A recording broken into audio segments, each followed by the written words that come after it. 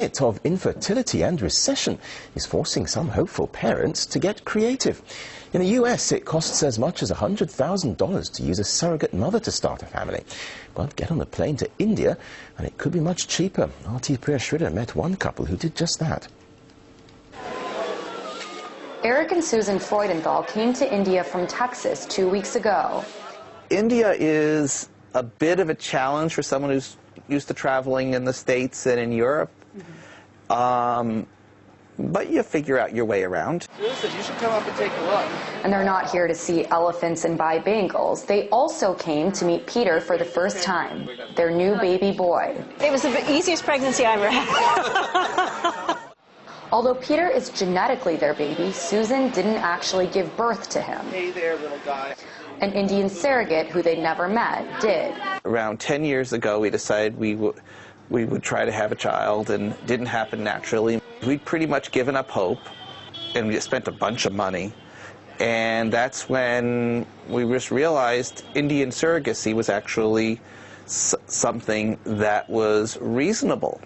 Surrogacy is the latest trend in the outsourcing relationship between the West and India. Since the recession began, doctors here say they've seen a demand for their services quadruple, and most of that interest is coming from abroad. That's because the price tag of surrogacy is a quarter of what it costs in the United States.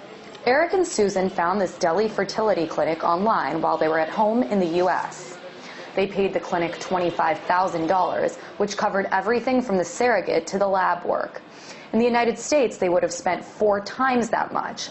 The surrogate herself receives anywhere from $6,000 to $8,000 for the job, an amount of money that is hard to say no to for many of these women who are poor and uneducated.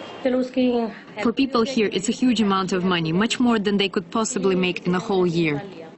After Neelam Chauhan's husband left her, surrogacy seemed the best way to support her 2 kids and mother. At the end of the day, they get what they want, and I get the much-needed money. But it's this sense of desperation that critics fear make these women vulnerable.